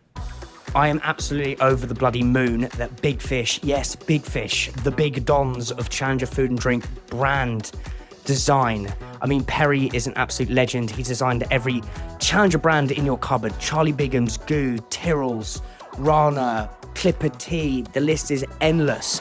And Big Fish are looking to speak to the next wave of challenger food and drink brands who are a force for good. They're looking to invest in brands, and we've got this sick thing coming next year that you do not want to miss out on. If you want to speak to Big Fish, if you want to go to the Fish Bowl, drop me a DM and I can make it happen. North Star, get listed, say listed, and grow. Do you actually know your shopper? If you don't know your shopper, you're literally pissing and spunking money up the wall. Knowing your shopper is the secret weapon to unlock more grocery listings and more stores. But not knowing your shopper is literally like driving in the dark, hungover, without a sat nav, in a thunderstorm, in February with 5 miles of petrol in the tank. But knowing your shopper is like having a sat nav. A full tank of petrol. It's a glorious sunny day. You're listening to the Sugar Babes and you've got a fresh, hot pumpkin spice latte by your side. North Star Illuminator is the shopper map to the promised land of growth and success. It does 3 wonderful things for your brand. 1, make your marketing budget sweat. When you've got lucid, crystal clarity on exactly where each precious penny is going, you know how to drive loyalty with existing customers or even bring new shoppers into your brand. Numero 2, what's actually driving performance? Do you actually know why your sales are going up and down? You need to know, like, are you bringing new shoppers into the category? Is that driving growth? Are loyal customers buying more of your brand? Are shoppers switching in and out of your brand versus other brands? I mean, Perfect Head's a glorious example. They are bringing new shoppers into sports and energy. They are so incremental versus, say, chocolate bars, where people just switch in and out of brands all the time. The more you know this, the more oomph you've got with your buyer when you go to do a marketing plan, a joint business plan with retailers. The buyers want to know how incremental you are to the category. That is your passport to success. North Star is your passport. And what you can do is you can literally see it by channel, by retailer, get so specific. If you're looking to go to the next level, honestly, get in touch with North Star and go to the promised land. MKJ Ignite are a team of experienced recruiters who specialize in the challenger brand space. They recruit for over 50 brands ranging from pre-revenue startups right through to some award-winning brands such as Real Superfoods and Purdy and Fig. They recruit across all levels and all functions, so whether you're looking for a new salesperson, a new marketing whiz, or an ops guru, MKJ Ignite have got you covered. They're bloody good at what they do, trust me. So if you're looking to hire or you're looking for a new role, get in touch with MKJ Ignite. They won't let you down. Are you looking to turbocharge your brand, take it to another level, save money, save energy, save stress, save time? Well, I've got the perfect thing for you. I am delighted to announce that HC Brands, formerly HC Consulting, my boy Harry Clark, has just launched a commercial growth accelerator program designed specifically for challenger food and drink brands. You can upskill your commercial team. They've got so many modules, you can handpick them, we can do the full shebang. You're gonna save hours of research, you're gonna get the tools to turbocharge your growth, get better clarity on your brand's objectives and directions. And look, Harry's worked with some amazing brands, Holy Moly, Islands, Savile, and Rooted Drinks. He's really helped me with a strategy for Hungary. Yeah, if you're looking to turbocharge your brand, link in the show notes, and you're gonna be able to do that easy peasy, lemon squeezy. Then on the piece about doing premium but at a mass market level, I think you guys were one of the first to really do that. And so many challenger brands start as premium, and then they have to go across. And I think in the book you talked about price laddering as a way to kind of create perceptional value, which would actually drive more shoppers to the core Punk IPA. Could you kind of add some colour to price laddering and how you used it across both on-trade and off-trade to create that perception that allowed Brewdog to become premium, craft, but mass market? I think price laddering is one of the most underrated tools in business. And again, with the business that I work with and help, if their pricing is flat, it's like the first thing I kind of work with them on to do. So firstly, what is price laddering? Just so, Great question. Okay, so let's just take cans of beer. If all our cans of beer cost £2, we would have a flat pricing strategy and not a ladder pricing strategy. If some of our cans of beer cost $1.50. If there was a special can of beer that cost $1.25, if there was a few cans of beer that cost $1.95, if there was some cans of beer that cost $2.25, if there was a few cans of special limited edition beer that cost $3.25, and if there was these crazy one-off limited edition beers that cost $6, $7, $8, $9, $10, even £20, that is price laddering. So you can use that to give the customer choice, give the retailer choice, give people different entry points into the brand as well. And a lot of the times, because what we do is a little bit niche, it's a little bit more expensive, people's like, no, I'm not paying that. So to give people an entry point to have a Brewdog experience that then can trade up to our most profitable things. And at the moment, we do loads with Lost Lager, which is a little bit more accessible from a price perspective. 35% of those people go on to buy Hazy Jane or Punk IPA, where our margin profile is significantly better. But then also being able to offer the geeks, the aficionados, the connoisseurs, something that gives them this kind of crazy immersive experience, be it a beer that's aged in Scotch whisky casks for 12 months, or a beer that's made with special ingredients and a Belgian yeast that we got from a monastery in Belgium. So you've got that kind of depth to the experience of there, which gives credibility to your main mass market offerings, because you're doing something that's geeky and cool and niche and kind of hype in that space as well. So I think any business to have that laddering, but I would also have that laddering across not just price point, I would have that laddering across accessibility as well. So what are kind of some more accessible things, not just in terms of price point, but in terms of the product offering? Because like so many small companies, what they're doing, it's niche, they're trying to find a kind of core community, they're trying to get mass market acceptance on the fringes, which by default, you're doing something which is kind of more elevated, kind of more bespoke, more artisan. You've got to have a few hooks for people that love their brand, that want to kind of come into your universe, that are not quite so difficult to get in as well. And that kind of helps you kind of grow the pond you're fishing in. So I think laddering is important in terms of price, but also important in terms of accessibility. So with the accessibility, so these little hooks, is that almost trying to convert, say, having a SKU that you're going to get someone who buys a Foster's? 100%. So if you look at our portfolio at the moment, we've got a beer called Blackheart. That is to convert people who drink Guinness. We've got a beer called Lost Lager. That is to convert people who drink premium lagers. Heineken, Estrella, Peroni. That's it. We've got a beer called Cold Beer, which is to convert kind of more mass market beer drinkers into what we do. So we've got those different now. Any category that we're in, we want to do something that is so amazing from a product quality perspective. Fantastic ingredients, great taste, great liquid, non-pasteurized, non-filtered, super fresh, super amazing. But we want to give those people who are starting off there a way into our universe, a way to kind of enjoy the passion that we have for beer, as opposed to being a closed shop and hey, we're just for geeks, we're just for aficionados, we're just for somebody that wants a 7% IPA that's got so much bitterness and hops, it's going to hammer the pores out of your tongue. And then also, does it work? So say I don't know what the RRPs are, but let's say Punk IPA is £3, right? Yeah. A can. Next to a Foster's at £2, next to a Peroni at £1, right? That looks fucking expensive. But if you put it next to like another SKU of Brewdog, Hazy Jane, which is £4, suddenly the Punk IPA looks much cheaper, and it just drives more to the core. So it works.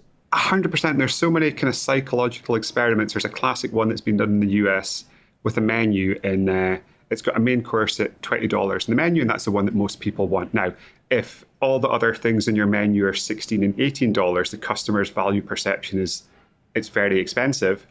If the other things in your menu are maybe 18, 20, 22, 24, 26, the same $20 all of a sudden feels like much better value to the customer, and all you've done is created some margin enhancing opportunities for yourself and provided a better perception of value to the customer. Where I want to go now, and we don't have to go here, so you can tell me to bugger off, we will, but is kind of Scottish Stoicism, and you lost your old man very recently, which I'm so sorry to hear, and Dan Bolton as well, I think was your sales director, and Scotland to the brand is something that really, it makes me super interested, and actually like, I don't know why the bagpipes are coming to mind, right? But the bagpipes is such, and I watched that video at your old man's funeral. It's such a unique fucking sound, and I think we hear all about sort of the ancient Greek Stoicism, you know, Seneca, Marcus Aurelius. But I'd love to kind of explore with you, James, Scottish Stoicism specifically, and I think you said somewhere about almost a darkly comic stoicism about Dan, and I think we've talked a lot about leaning into challenges, that fucking grit, but I'd love to really pull that into the Scottish go above the border with this. Is some of the Stoic quotes that I love, be tolerant with yourself and be tolerant with others and strict with yourself, Marcus Aurelius. We are more often fright than hurt, and we suffer more in imagination than reality, Seneca. I mean, I love that. But I'd love to try and create some sort of Scottish Stoic principles that are important to you. So what would you say in one sentence Dan taught you about Scottish Stoicism and the texture of Scottish Stoicism? Well, Dan was English, not Scottish. So your eloquent, beautiful build-up is kind of blown out of the water. But let's not cut it out because it's kind of funny. So yeah, we'll have to go with your old man then. Well, this year, just a bit. This year has been so difficult. So I've lost probably two of the people closest to me with the same disease, which is pancreatic cancer. So Dan Bolton was my age, one of my absolute best friends, was a sales director in the business, incredibly close to Dan, and tragically lost him in January. Just devastating for Dan, devastating for his family, devastating for the company. Such an amazing guy. And then always been incredibly close to my dad. My dad was so fit, so healthy, 69 years old. This summer in June, he was 22nd of June, he was diagnosed with pancreatic cancer, and 6 weeks later he was no longer with us. So to go from super healthy to no longer with us in that short a time period, and I thought my dad was completely bulletproof. I thought he'd be catching lobsters in his little boat with his dog for another 20 years to come, and it was just so difficult. I was with him the whole of that 6 weeks every single day, and just watching him kind of go downhill each day a little bit more was just, it was incredibly tough. And I think the kind of most darkly stoic thing that my dad did, it was a week before he passed away. He had an incredibly difficult Friday, and the Saturday morning he was a bit more buoyant. I got there on the Saturday morning, my cousin was there, my auntie was there, and he wanted to put a calendar on his wall with dead or alive on it, and would each place a £10 bet as to which day he would pass away. That was like a week before he died, and he said, James, if I'd been taking bets yesterday, I would have made a fortune. Yeah, but I think, not forgetting to write down was English, but I think there's something about that darkly comic bit which you mean when your dad's exemplified with I'd be a rich man, and I think it's so crucial to this brand. What was the last thing your old man said to you? So last thing my old man said to me, and he was at that time like on a lot of drugs and on a lot of morphine. So my dad was a skipper, a captain in the North Atlantic all of his life. He told me that he didn't think he would like to be skipper of a hospital.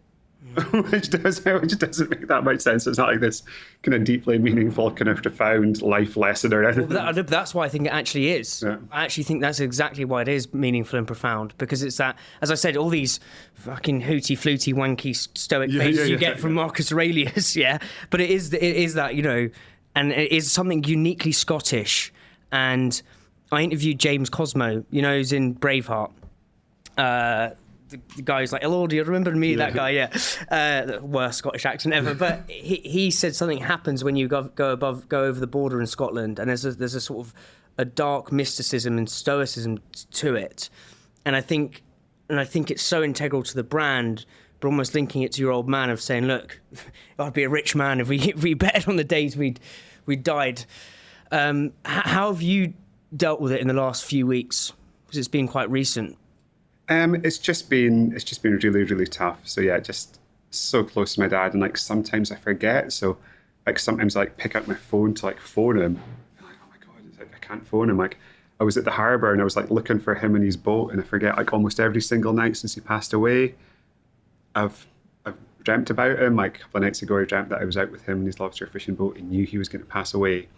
And he knew that me and my daughters was going out in the boat the next day. So he had these little Ziploc bags, and he was hiding gifts in the lobster pots for my daughters that they were going to find when they kind of hauled up the lobster pots. So yeah, it's just really tough. And I think it's something that so many of us can relate to. Like so many people have lost a parent, have lost a loved one. It's part of this kind of crazy, beautiful, tragic journey that we're on called life. But I think key thing for me is just like I miss him so much, and I miss Dan so much, and it feels so odd to have lost like probably the two men who were closest to me in the space of 6 months to the same disease.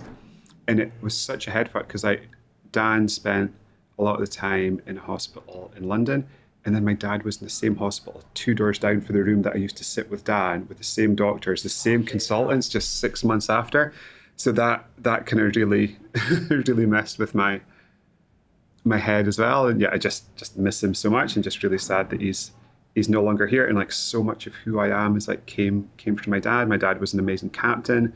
So much of my approach to life, to leadership, comes from my dad. So like, I am at least 20, 30, if not 40% my dad. So the scary thing as well is like who am I now that person, that massive influence is like no longer here? Like, what is success going to feel like? Because like, with success, the thing that I was most excited to do was tell my dad. When something good happened in my life, the thing that I was most excited to do was like tell my dad about it. Like, and like, if you take that away, it's just this void. It's definitely challenging. I'm so sorry about your loss, and appreciate you being open, because I think it will help a lot of people. And I think what would you, how you talked about him being the captain literally of a fishing ship, and I think we are literally part of our parents, like fucking literally. And actually I think a brand is an extension of the father, of the owner. 100%. How would you say some of the lessons from your dad came from your old man through you, and then into the brand that, the kind of little moments we're sat in Waterloo now, like what are some of those bits that are in the brand, do you think? Well, look behind you, hold fast, good shaped do dogs. So like my dad's like on the wall, like 2 feet behind your head. He would always, some of his my dad, hold fast, James, hold fast. Like, if anything was difficult in the boat, like hold fast. What my dad always said, like hold fast.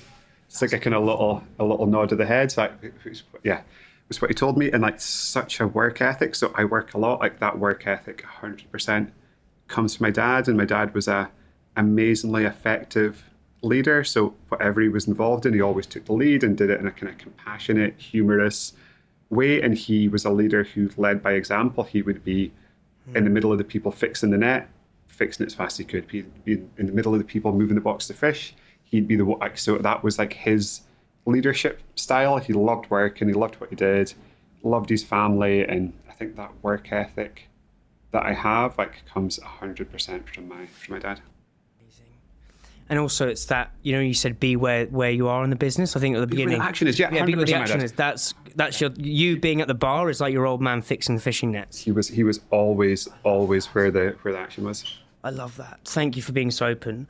I want to ask. There's a quote which I just fucking loved in your book, right? And I really believe the founder's journey is as much about creating change in the world for people, but it's actually a journey of self-discovery as well. And you said a punk is someone who knows how to ask the world uncomfortable questions and does everything possible to make sure the world can't cop out of answering those questions. A punk is a person who lives and breathes astonishing other people and astonishing yourself. That's what art is for us, and without art, life can't exist. It would be too boring. I mean, that is just a beautiful, beautiful quote. I don't know actually who said that quote, but it's fucking good. What were some of the hard and uncomfortable questions you were asking the world, not like the retailers or the bars? What was the world you were trying to ask, and how are you using Brewdog as the vehicle to ask those questions? Firstly, what do you want beer to be? Like, consumers, do you want beer to be this lowest common denominator product that is insipid, that is apathetic, that is made by huge companies that only care about maximizing their profit? Or do you want beer to be something made by passionate artisans who want to put the taste and the flavor back into the beer glass and put the value back into this drink that's been a bedrock of society for almost 5,000 years? I think question one, what do you want beer to be? I think question two, like, what do you want a company to be? And we always wanted to build a company that took a stand for the things that we believe in, that wore our heart on our sleeve, but a company that had a personality. We didn't just hide behind a logo. We didn't just hide behind a corporate facade. And I think we wanted to try and build a new type of company and a company that did things differently. So I think the second question is like, what do you want a company to be? And then the third question, where the answer has been disappointing, is what do you want business to do when it comes to sustainability? And I think one of my biggest disappointments for the last 5 years is just overall, across every market, across every industry, across every sector, the customer doesn't care enough about sustainability. And a customer's got so much more ability to impact sustainability with how they spend their money than how they vote every kind of 4 or 5 years in an election. And I would love to find a way to get the world at large to wake up to this existential crisis that we're facing and kind of care more about sustainability. But I would say if there's like 3 big questions: what do you want beer to be? What do you want a business to be? What do you want a business to do about sustainability? Why do you think there is such a lag with sustainability in consumers? Because we almost need like a price laddering magic reframe for sustainability. Do you know what I mean? I think governments are massively to blame here. I think the amount of pain that society is going to have to take to give ourselves a shot of fixing this is long-term pain, which is simply not compatible with a politician who wants to get elected again in 4 or 5 years' time. We need systemic change across all elements of society and how we do it. Politicians care about getting re-elected more than they care about kind of taking the fight to climate change and kind of standing up for that. I also think it's just so easy, and amongst the noise of today, there's so many issues and there's so many crises and there's so many things to be concerned about, and you should be concerned about those things, but it's easy not to realize, okay, there's one that kind of sits above all these, which is an existential threat to humans on this planet. Like, if nothing changes, are there going to be humans in this planet in 150 years' time? I don't think there's going to be humans on this planet in 150 years' time unless we make radical, drastic changes. Now, that is a scary message to tell a consumer. And like somebody who wants to have a beer and a good time doesn't want to kind of have to deal with that messaging. And I haven't been able to find the unlock. I've tried to take community with us. We've tried to do this amazing forest project in Scotland. Again, another massive regret. Like, and we've taken a hard time in the media for loads of different things, but like the purest, most altruistic good deed that we ever did was the Lost Forest. £20 million project, almost 1,000 acres in the Scottish Highlands, where we're planting well over 1 million trees, restoring peatland.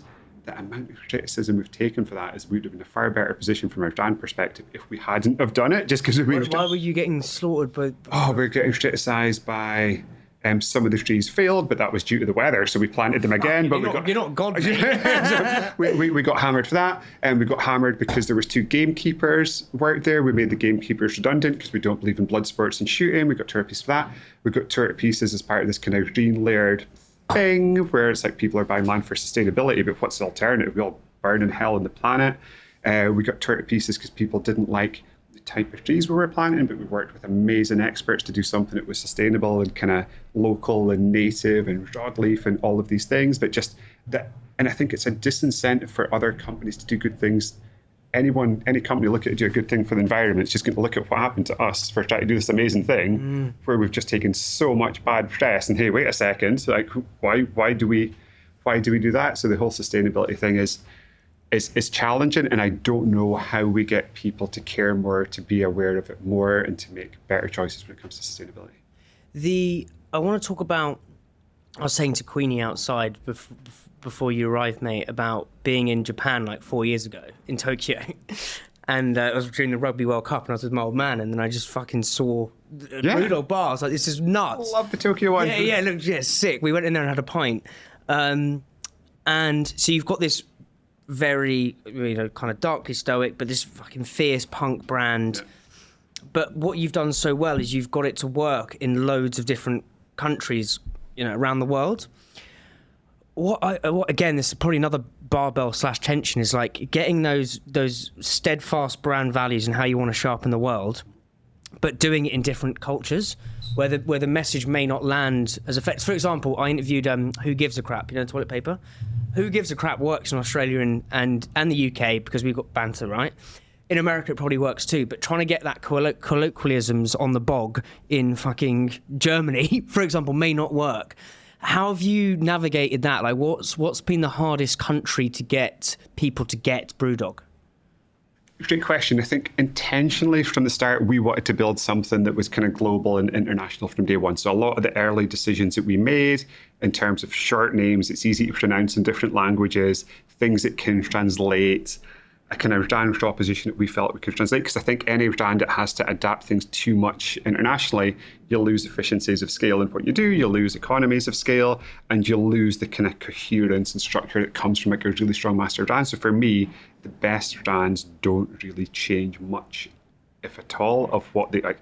Does Apple show up differently in Australia to New York? Absolutely not. Does Nike, does Lululemon, does Adidas? No, they don't. And I think if you start trying to make your brand show up differently in different places, you just create all these kind of inherent contradictions and tensions in your brand that becomes confusing. We were like always like so tight, like this is our guidelines, this is what we stand for, this is how we show up, this is how we do things, this is it. If this doesn't work in that country, hey, it might not work in every country, I'll take that in the chin. I'm not going to create this whole kind of odd parallel universe where we tweak things about what we do to kind of try and make it work there. And like we've worked in some countries, Germany, we haven't changed much. We haven't worked that well in Germany, but I'm not going to create a whole new identity for what we do in Germany. Almost, so because this is the thing I think you said in the book, Sweden Before Tesco, which I loved. Another tension is, so you almost built this, you thought massive from the from the jump. Always said with Martin, when we started the business, this business is going to be one or two things. We're going to be a massive global success, or we're going to crash and burn completely, which is totally fine because the space in between is boring. So let's think big, let's double down, let's take risks, let's push it and see how far we can go. I want to talk about Martin actually, because I've listened to a lot of podcasts, but I haven't heard you talk about him specifically. And actually linking this to the analog world. So, Christopher Nolan did Batman, Inception, that wonderful director, did Oppenheimer. He lives a completely analog life, doesn't do emails, has an assistant who does emails for him. He draws out, like you, on a piece of paper, all his films. It's all drawn down. But he writes the films with his brother. So his brother, whose name's escaped me, something else, Nolan. And there's a great quote about like how they work together. And he basically says that, I'm, where the fuck is it? He basically says how they work like in this beautiful yin-yang relationship. And he basically says that Chris is right-handed, I'm left-handed, and what it allows me to do is look at his ideas with a completely fresh perspective and tear them apart. And that yin and yang works, and they create these masterful films. I'd love to know how that works with you and Martin, because obviously you do a lot of the press, you do a lot of the kind of face of the brand, but how important is Martin in this, and how is he kind of different? How's he your yin and yang? Building the company with Martin has been absolutely amazing, and having a co-founder, especially in the first decade of the business, that like just having someone who, like, if you cut them, they were getting to bleed.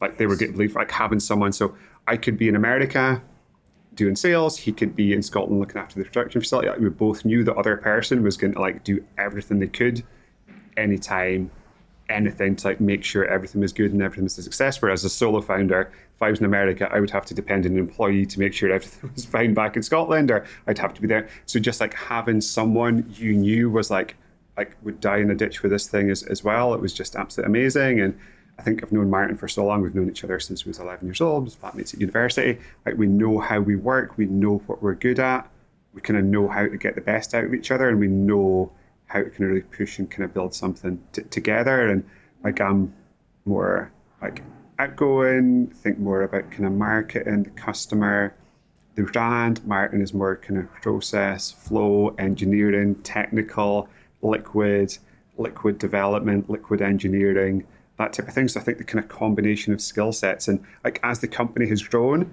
we've both had to get very good at like the kind of skill sets with other, but the kind of split kind of for the first decade was like everything liquid, everything beer, everything equipment, everything production facility. Like Martin would take care of that and the team, and I would know it would be done amazingly well. Then everything that happened between the beer being packaged and the customer, I would take care of that, and Martin would know it would be done incredibly well. And at that time, the lines was quite clear. So I would always say, like, we can have challenging debates, we can kind of challenge back and forth, but if something happens in your side of the business, Martin, I'm going to challenge you, I'm going to give you my opinion. Ultimately, you make the call, and like we knew that. And I was like, if something happens in my part of the business, we can have challenging debates, we can throw it back and forth. Ultimately, I'm going to make the call. So we were very clear that, okay, if we have arguments, if we have disagreements there, fine. Okay, we've had the discussion, your call, all good, we go. So like we even had that kind of framework for how we disagree, and like that way, like we never had a serious disagreement, which I think is quite uncommon, especially for founders that have kind of built and scaled something. But we're just very clear for the outset, this is how we're going to do things, but this is how we're going to handle difficult situations as well, and this is how we're going to resolve those, and this is kind of what we're going to do going forward, and that just worked really well in the journey for us. I want to talk about Social Tip. Yeah. I think first, actually, just to set the scene for listeners, is let's talk about the moment you stepped down as CEO and what that felt like. We've talked a lot about being the captain on the ship, your old man being the captain on the ship. You stepped down as the captain on the ship, quite literally. Yeah. What does that feel like is that change happens? Yeah, odd to be honest. So I never intended to do something as long as I was Brewdog CEO. I was CEO for 17 and a half years. It is a long time, and I loved every second of it, even the challenges, even the kind of tumultuous times. And I love like the business, the people, the locations, the beer, the mission. Like I adore the whole thing. Like I always said to myself when I said I want to build multiple fantastic companies over the course of my career. Like my heroes have built multiple fantastic companies. I want to do that. I don't just want to build one business. And I was actually thinking of kind of stepping down as CEO just before COVID, and I had a plan in place to do it. And then COVID hit, and it was kind of all hands on deck, and it was crisis mode, and I had to lead the business kind of through that crisis. And that was kind of 13 and a half years into the journey. So I'm really excited to still be involved and kind of do the things that I love in the business, and excited not to have to sit in like 10 hours of back-to-back Zoom meetings about 2025 budget by department, which was kind of never my strong point. And I mean, including our franchise locations, we're kind of close to 4,000 people in the business now, which is amazing, and I love it, but I love building things. And like the 127th location is never going to be as exciting to open as the third or fourth location. Sure. The 10,000th supermarket distribution point is never going to be as exciting as the first one. And I think the business is built. It's an amazing path. It's got a fantastic team. So I wanted to still be involved, but I wanted to give myself the kind of time and space to invest, to work with founders, but also build some other businesses of my own as well.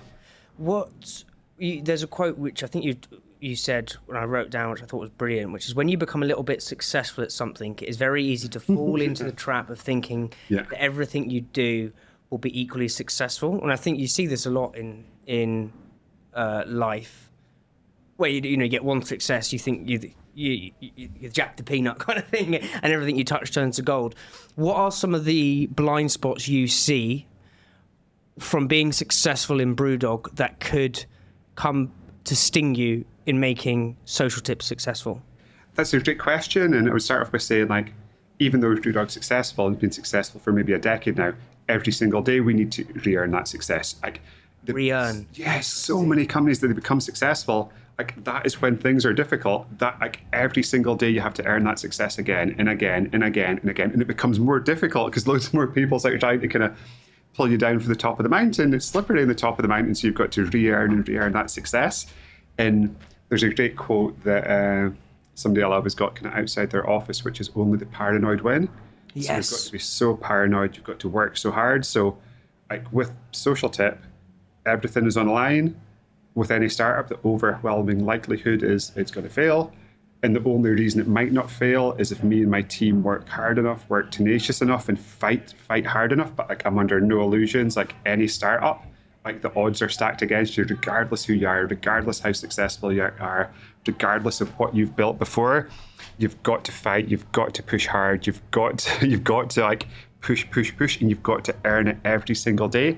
And I almost think it's more difficult for someone going again trying to build things the second time because there's expectation, and there's like, which makes it even more difficult. And especially in the UK, I think there's a bit of cynicism. I think in the US, if somebody's built something they've tried to build again, there's that kind of can-do mentality, the American dream, and they're kind of happy. Like people say, wow, they're going again. I think in UK, it's like, why the fuck are they doing that? Like, why are they not just like sitting in an island somewhere? What's wrong with them? It's like you've got that to kind of. Yeah. We're so sardonic as a nation, and it's just like, it's like, go on, mate. In terms of when was you were most successful at Brewdog? And I love that. Earn your right every single day. You have to. What were you paranoid about when you were most successful? Everything. Yeah, just like you're constantly on the edge, like a squirrel nervously eating a nut out in the open, like thinking like, what's that coming? What's that coming? What's going on? So like you kind of stay on your path, but you've got to be so aware of kind of everything that's happening. Like success can come and go like that, and the amount of people that have been successful and then quickly unsuccessful. There's like so many instances of that happening. So you just got to earn it, got to fight for it. And like I think staying successful is more difficult than becoming successful in the first place. Staying successful is harder than becoming successful. And then just for listeners, what is Social Tip? Like, so I think I should have asked that. Sorry, mate. Yeah. So Social Tip is my new business, and it's kind of built on everything I've learned about marketing over the last decade. And in a nutshell, Social Tip exists to turn a company's customers into its influencers. So our whole sales pitch is rather than pay one influencer with 1 million followers £5,000 to do one post, you're significantly better off if you give 500 of your customers £10 to do 500 posts. You're going to get more eyeballs, you're going to get better content, you're going to get better return on investment, and you're going to shorten the distance between you and your most important advocates. So we are all about democratizing influence and enabling anyone, regardless of how many followers they've got, public or private account, to become an influencer and earn money when they post content online, and helping the best brands win by turning brand love into a competitive advantage. It's so interesting because almost the influencer thing's almost lost its influence in that people are now so aware of it and aware that it's like the whole genius of influencer marketing back in the day. Like I remember working for an ad agency in 2015 when I first heard the word influencer. I was like, fucking hell. It was like one of Jamie Oliver's food tube channels. Like he's an influencer. I was like, what the fuck is that? But the reason it worked is because there was an illusionary veil to it. It was authentic, it was genuine. Yeah. Whereas now, I think people are, well, did they really buy that toothbrush? Did they really use that skincare product? Did they really go on that holiday? Did they really buy that leggings? Now, not to say that influencer doesn't have value, it still has value. But I think it's Advil. Not to say that influencer doesn't have value, I think it still has value, but I think its value is equivalent to an advert. So it's brand awareness, you get visibility, but that kind of genuine advocacy that it has isn't there anymore. So I wouldn't say for a second, like, don't do influencer, but I would just be aware that engagement's quite low, authenticity is quite low. It's the equivalent impact for a brand of taking out a TV, radio, magazine, billboard ad. And then how does it work then? So say let's use Ben's brand, Living Things. He's coming on the podcast in a couple of weeks. Love Living Things. Yeah. He's a really good mate of mine. Got so much time for Ben. Living Things wants to use Social Tip, right? So they don't have the big budgets yet. I know, for fair, actually they've raised a shitload of money, but like say they didn't, and they could go for some sort of micro influencers with 10. Because I think that this is really interesting. It's like 10,000 followers, not like a fucking Kylie Jenner. How do they use Social Tip? Like, how does it get the flywheel spinning with these brand evangelists? Do you know what I mean? Yeah, amazing question. So they would deposit an amount of money, say £1,000 in their Social Tip account. Yeah. They would let their community know that they can earn money when they post about living things. Their community would make a purchase. We'd verify the purchase. They would post about it online. We would pay them for that post. So they would facilitate their followers, their most loyal fans, to be paid for when they create living things content. And do you have to? Does the person have to say, "I'm using Social Tip"? Like legally? Do you know what I'm saying? And we use hashtag Social Tip, yeah. Okay. So that's how you get around that.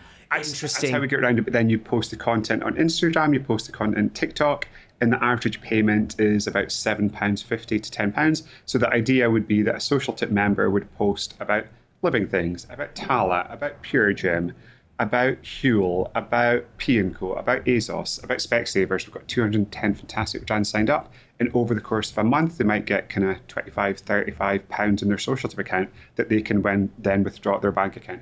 And if you think like when I was a kid, everyone wanted to be a movie star, a pop star, a football player, a sports person, a politician, an author, whatever. Now everyone in the next generation wants to be an influencer. So this lets that generation emulate their heroes by earning money when they post about the things they love online. Yes. You wrote a thing, and it reminds me of Charlie Munger's like wisdom is prevention, like the inversion rule. And you said 5 reasons this won't work. Social Tip. We might not get enough, and I think this was back in July. I don't know when this post was. We might not get enough users. We might not get enough partner brands. Posts might lack authenticity. The lack of control scares brands. We are heavily regulated. Those 5 obstacles, kind of, I suppose, those may have come from your analog world, but what out of those obstacles, what has actually sprung up as a thorn in your sort of rose bush of obstacles, and how are you kind of back to this real hard thing? I want to wrap up with this hard. In the hardship blossoms the opportunity. Like, yeah.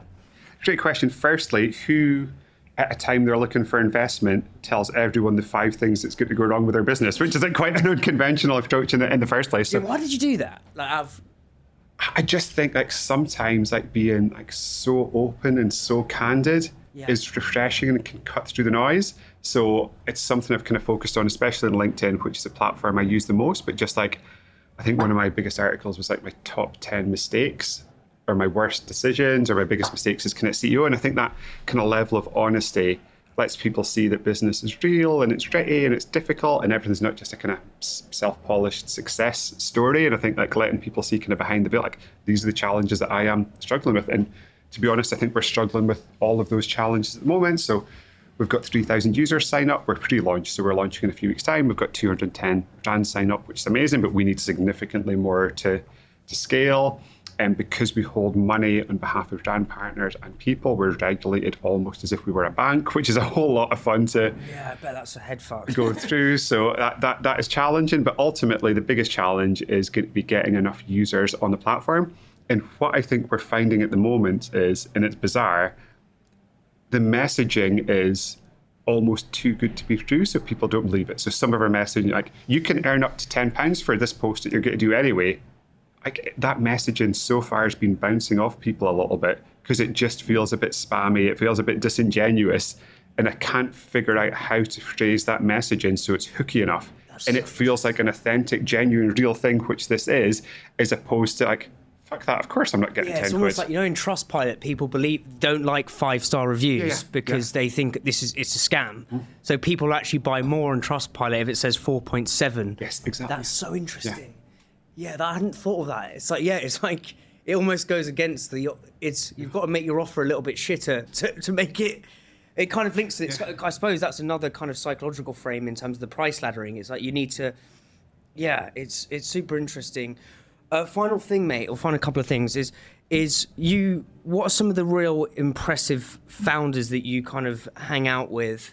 And what are some of the learnings that I could implement, listeners could implement from those people? Like, who's in your kind of orbit that you speak to a lot? My favourite founder on the planet is Sir Tom Hunter, Scottish business legend, Scotland's first ever billionaire, and he's got an amazing foundation at the moment where he focuses on giving back to society, on education and venture philanthropy, and he's just given me so many good nuggets of advice. What's his original business? A chain of sports stores, which he sold for about 300 million. Then he had an investment fund that he kind of built after that. Amazing. Yeah, and I remember kind of sitting down chatting to Tom, it was about 5-6 years ago, and I had an issue with somebody in my team, and I was like, Tom, should I deal with this just now, or should I wait until this and this happens and kind of deal with it kind of 4 to 6 months down the line?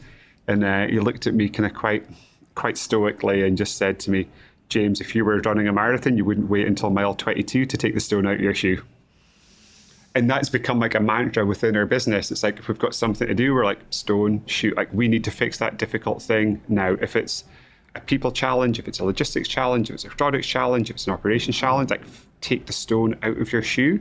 And like doing that is difficult, but like so many companies, again, like they just run with the stones in their shoes because they're not taking them out. It's like, do the difficult thing today, fix it, take the stone out of your shoe. Random one. What in one sentence is a brand? A brand is emotion a member of the public feels in their head towards what you do. In their head towards what you do. Yeah. Fuck me out. Yes, I interviewed Seth yesterday. He's got this new book called This Is Strategy. And he talks about how strategy links to story. And that brands sort of, extol the virtues of storytelling. He actually says the strategy is the strategy here and it links with the story. The story is what the consumer tells themselves about what you do. It's exactly the same thing. That's so interesting. So you don't own your brand. You don't own what your brand stands for. That lives inside of someone's head. How do you control the story in someone's head, though? You can't control it, but you can try and influence it. Yeah. And a lot of branding is like trying to influence a story someone tells themselves in their head about what you do. But then it's so many brands are about control. You can have all the control in the world. The customers get to think what they think about what you do, and that is what your brand is. Yes. It's their instant gut instinct, snap, second, bang, Starbucks, bang, it's a thing. Yes. Costa, bang, it's a thing. John Lewis, bang, it's a thing. Tala, bang, it's a thing. Lululemon, bang, it's a thing. That Will Storr guy who wrote wrote the Status Game also wrote a book called The Science of Storytelling, and he came on the podcast. I was asking about how do brands change the story in someone's head, and he almost said the Christmas Carol, Scrooge is the hero, right? In every hero there's a hero. Every story there's a hero, and in you then got the three ghosts of Christmas who are like the light figure, and the light figure is almost that person in a story. It could be Gandalf in Lord of the Rings, who's kind of that wise person trying to influence and influence their brain and their way of thinking with Christmas Carol or Scrooge. And he says a brand is almost like the light figure. So the customer's the hero, the brand's the light figure, and it can kind of influence the story in their head or the way they think about it, but it can't plant it in their head. And I think that's a real interesting way of looking at it. Final question is, what's one truth you believe that most people would disagree with you on? Oh, that is a fantastic question. And also, when I was in Stephen Bartlett's podcast, do you leave a question for future guests? Yeah. That was a question I left for future guests. Oh, what's one truth you... Yeah, because that's from Peter Thiel's 0 to 1. It's from Peter. So we both stole it, borrowed it from exactly the same place. It's such... I asked it to a lot of guests. Great question. I think if you step aside, and this is a bigger thing, I think if you step aside from political parties, kind of where they sit on the spectrum, I think over the next kind of 10 to 20 years, democracy as we know it is going to have the biggest challenge since we've had democracy as we know it. And here's why. So we seem to be in this never-ending spiral, and this is like agnostic. This doesn't matter if Labour, if Conservative, if Democrat, if Republicans are in power. So if we take the UK at the moment, taxes are going up and up and up. Debt is going up and up and up. Servicing that national debt is going up and up and up. So that trend line, unless something fundamental gives, can only go one way. Taxes are going to continue to rise. We're going to have to continue to service a massive national debt. So that is going to happen. At the same time in society, what we're paying the taxes for, NHS in the worst shape that's ever been when it comes to waiting times, when it comes to service. The prisons are so full, they're putting dangerous criminals back on the streets because they don't have the capacity to keep them in there. And this is at a time that taxes are as high as they've ever been for society, and taxes are about to go higher. So we're going to get this crazy, depressing inflection point of taxes going up and up and up, and the things that we pay the taxes for are getting worse and worse and worse. And this, again, it's not... Like, I'm completely agnostic. Barnacles on the ship, as it's happening so slowly that you can't... Yeah. And it's not a Labour thing, it's not a Conservative thing, it's just how our democracy has trended over the last 50 years. Like, something is going to have to give in this equation. Taxes can't keep going up to a point where there's no incentive at all left in the system. And services can't keep getting worse. We've got so much debt as a nation, we've got no option for that taxes to get up. And then a lot of those taxes is just going to go in servicing the debt, so we can't make the services better. So like, where do these lines logically go where taxes 90% plus and services are worse than ever, and then democracy has got a fundamental problem? And how do you potentially look to be prudent and avoid that situation, or do you think it's unavoidable? At the moment, with the current political system we've got, I see it as unavoidable. And I think it's going to be an existential threat to society and to what we do. James, odd note to finish a business podcast. Yeah, but a business podcast it sets us up maybe for round 2 once we get to that point. But look, I've absolutely loved this. I think with you and these barbells that we've really unpacked. Love that metaphor. I just think you are the founder that embodies that. Have built this beautiful, amazing brand that everyone fucking loves and looks up to. I can't wait to go and have a pint now. Sounds like a plan. Yeah, so thank you so much. I love that. Really appreciate it. Cool. Amazing. Just because that end was like maybe a bit political and a bit dark, do you want me to give you an alt on that, or do you think that's good for your audience? Or? Well, I think that's good, but maybe if we go for one which is no, because I think that's really interesting. But I think maybe one that's more for. I'll give you one word just so you've got it. Yeah. Yeah. So, what's one truth you believe that most people disagree with you on? I think working from home is the worst thing that has happened to businesses. I think it is incredibly inefficient. I think it's really bad for individuals as well. I think isolation has got such an impact on kind of people's mental health, kind of part of a team. And it had to be in place because of COVID. But I think businesses that now do it, I think they'll lose their edge, they'll lose their competitive advantage. There's something magical about people together in a space working towards a collective goal.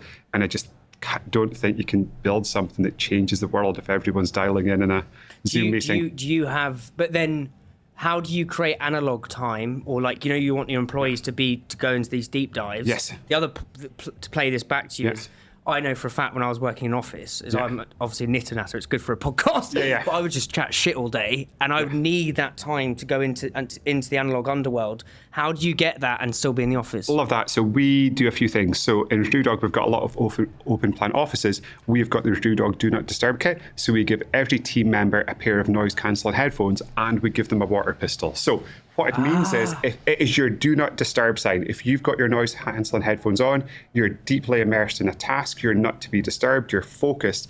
And if somebody loses their focus to answer a query, it's 10 minutes before, 10 minutes until they get the same level of focus. So people wear the headphones, also benefit if it kind of kills the background noise because they're noise cancelling. If someone disturbs them when they've got them on, bang, water pistol. And can you do that? That's beautiful, and it links to the whole brand. But say they're getting peppered with emails like, "Can you check this? Can you check that?" Like, how do you? Because they could have their headphones on and then still be getting peppered with emails. Like, do you have a policy where it's like, "Fucking leave me alone"? Email, like it's subject line. Like, do you know what I mean? Because I think that's the issue, and I've had that a lot when I try and write. Is obviously I don't have my emails on, but say it can get to a stage where I'm like the emails are popping in or Slack's popping off, and you can have it on your fucking laptop. It's like a nefarious disease that gobbles from your phone to your laptop. Like, how do you put that in place? Well, I think it very much depends what someone's job is and what is the highest value they can deliver to the company and how they can build their career. So some people, if it's customer service, if it's logistics, they need to be in emails, and that is their job. That is what they do. So I think it depends. If somebody is writing like yourself, I think there's a mix of you need to answer emails, you need to get back to clients, but you need to kind of create the creative space.